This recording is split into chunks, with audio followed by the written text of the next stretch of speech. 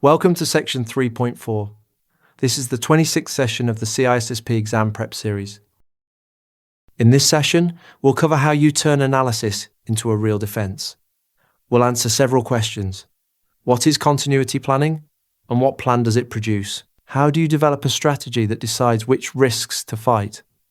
What are provisions and processes, and which assets do they protect? How do you safeguard people, your buildings, and your infrastructure? Why does this matter beyond the exam? Because a ranked list of risks does nothing until you build something against them.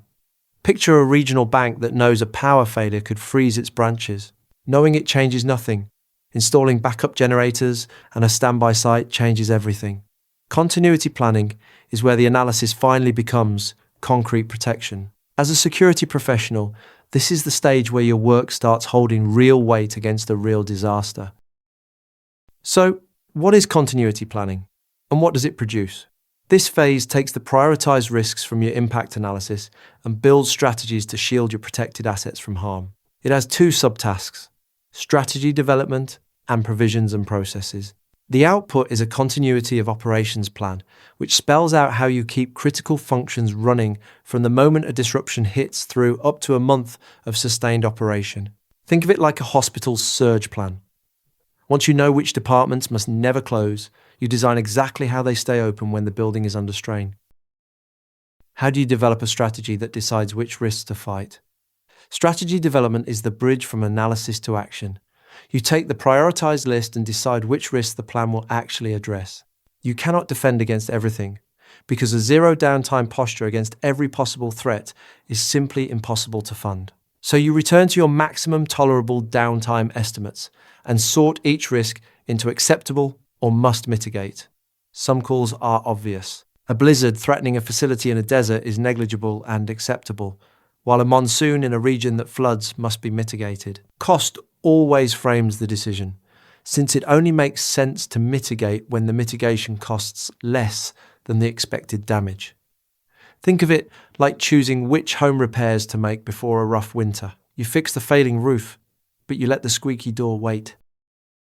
What are provisions and processes, and which assets do they protect? This subtask is the meat of the entire plan. Here you design the concrete procedures and mechanisms that mitigate the risks you deemed unacceptable. Everything you build protects one of three categories of assets: people, buildings, and facilities, and infrastructure. Think of it like fortifying a settlement. You protect the residents, you protect the walls and shelters, and you protect the wells and roads that keep it alive. Each category needs its own kind of defense. How do you safeguard people during an emergency? People come first, always, ahead of every business goal. Your first duty is to keep everyone safe before, during, and after an emergency, and only then help them carry out their tasks as normally as circumstances allow. That means giving teams the resources to do their jobs, and if people must stay on site for long stretches, arranging shelter and food. A serious plan maintains stockpiles of provisions in an accessible spot, sized to feed the operational and support staff for an extended time, with a rotation schedule so nothing spoils. Think of it like provisioning a lighthouse crew. Before you worry about the lamp, you make sure the keepers have food, water, and a warm place to sleep. How do you safeguard your buildings and facilities? Many businesses depend on specialized sites, from offices to plants to warehouses, and your impact analysis flags which ones are critical. For each, your plan addresses two options.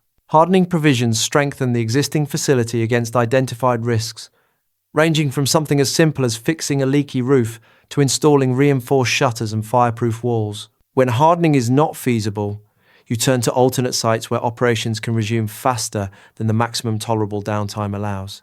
Note that alternate sites usually belong to disaster recovery rather than continuity, since you identify the need during planning but only an actual interruption triggers the move. Think of it like protecting a coastal home. First you raise the foundation and seal the windows, and if the location is hopeless, you arrange a safe place to stay inland.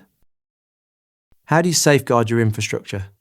Every business runs on infrastructure, and for most that means an IT backbone of servers, workstations, and the communication links between sites. Your plan protects it two ways, mirroring how you protect buildings. Physically hardening systems means adding protective measures like clean fire suppression and uninterruptible power supplies. Alternative systems means building in redundancy, either duplicate components or fully redundant systems that run from different facilities. The same logic extends to power, transportation, water, and financial links. And moving to the cloud does not remove this concern. You no longer run the hardware, but you still depend on your provider's physical infrastructure, so you must confirm you are comfortable with their continuity planning. A failure at a key cloud provider can hurt just as much as a failure of your own gear. Think of it like wiring a home with a backup power line. You harden the main supply, but you also keep a second source ready for the moment the first one drops. So let's bring it together. Continuity planning turns your prioritized risks into a continuity of operations plan through two subtasks. Strategy development decides which risks to mitigate, weighing maximum tolerable downtime against the cost of protection. Provisions and processes then build the real defenses across three asset categories. People come first, with safety and supplies. Buildings are protected through hardening or alternate sites. And infrastructure is protected through physical hardening or redundant systems, on-premises and in the cloud alike. Do this well, and your organization has a concrete shield ready before the storm arrives. The MCQs covering all the topics and concepts from this session are available on rucloud.com. Practice the chapter-specific MCQs before moving on to the next session. Thanks for watching. If you have any questions or feedback, post a comment below or email us. I will see you in the next session.